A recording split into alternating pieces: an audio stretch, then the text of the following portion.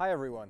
Today I'm going to be talking about how I like to plan my routes and using a Sat Nav to ride those routes. I'm doing this video because ever since the release of my cross-country trip video, many people have been asking me about GPX routes and navigation, and I feel like I can share some opinions and advice to help other riders maybe plan some cool adventures for themselves. So in this video, I'll first cover why I like using a dedicated Sat Nav.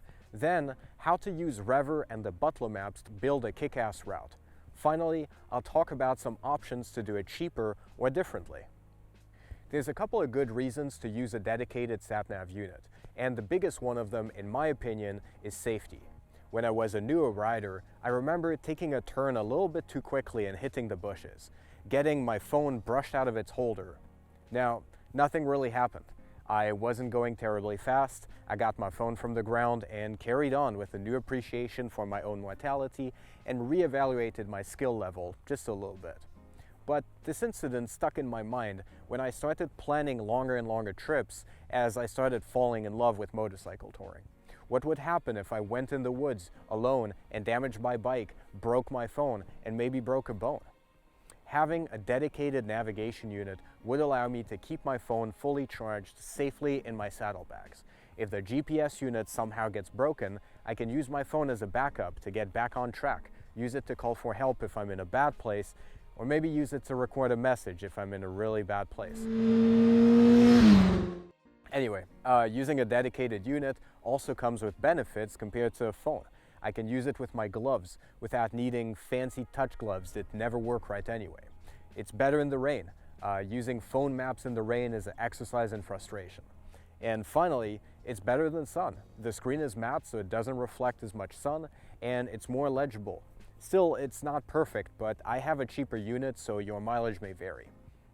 So now that we've covered why I like to use a dedicated GPS unit, let's talk about building routes. The main piece of software I like to use is called Rever, which is a website and app that allow you to create routes easily. The software is free to use, however, some of the advanced features we're the most interested in are paid features. Currently, this costs about $40 a year. Okay, so why pay for a map software when others like Garmin Basecamp are free? Well, first of all, it's really easy to use on a desktop computer. You click to start a route, you click to add a stop, drag to change the route, click to save it, and ride it. Done. I like spending more time riding and less time in front of my computer. But that's not the biggest reason. The biggest reason, in my opinion, is because paying for Rever allows you to get the Butler maps. Butler maps were made by a bunch of motorcyclists who rode the United States and found some of the best roads around. They classified them into good, better, and best. And it seems like they rode a lot. You just look at the map and see how much of the United States they covered. This has to be one of the coolest jobs in the world. So, let's talk about building a route together. I'm going to start in Napa since that's pretty close to where I stay these days. I like to make my day route start at a gas station so I can easily share the route with other people.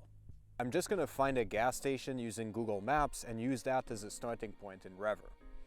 Then I'm going to try to put together as many orange, red, and yellow routes as I can. What I like to do sometimes is use Google Street View on the side to see what the road pavement looks like and what the overall vibe of the route is. Some yellow routes are very scenic, which is nice, but can also get super busy on the weekends. So using Google Street View, I'm going to look for crowds and I'm checking if there's not like a big tourist attraction close by.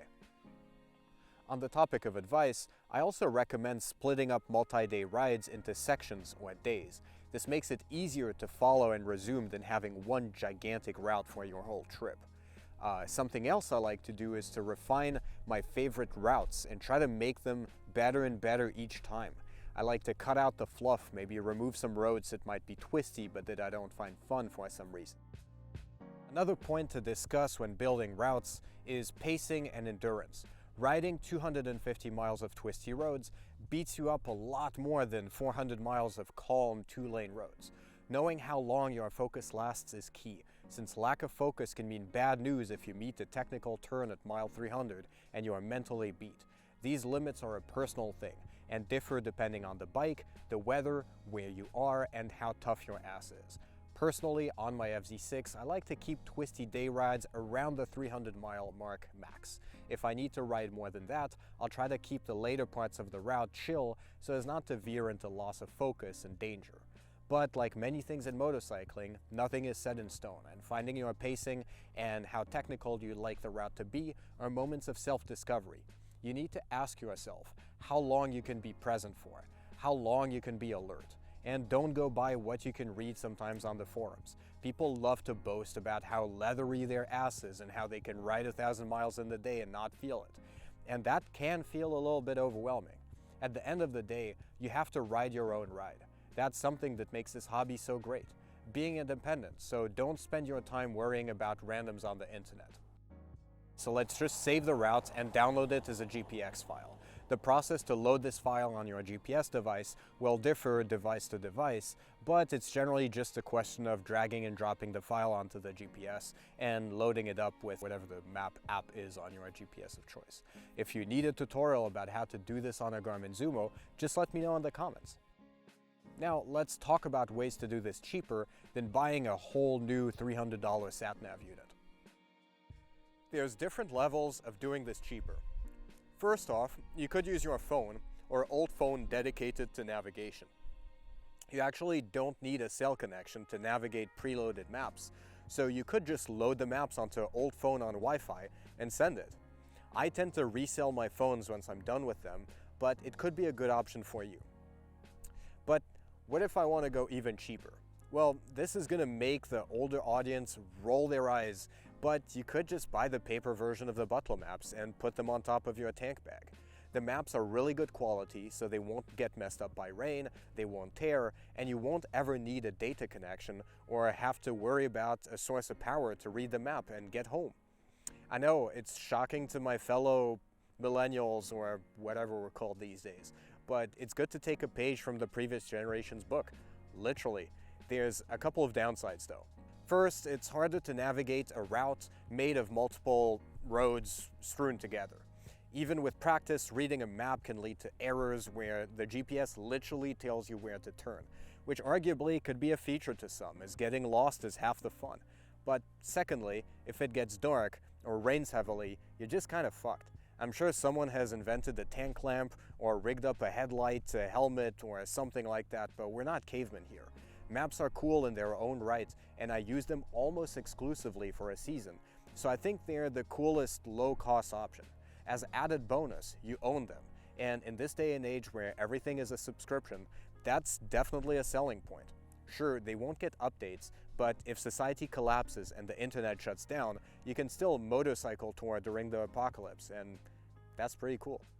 Anyway, I hope you found at least some of what I've shared to be of interest, and that you'll plan some cool routes. If you have any tips on how you like to plan your routes, please share them in the comments. I'd love to read them. Thanks for watching.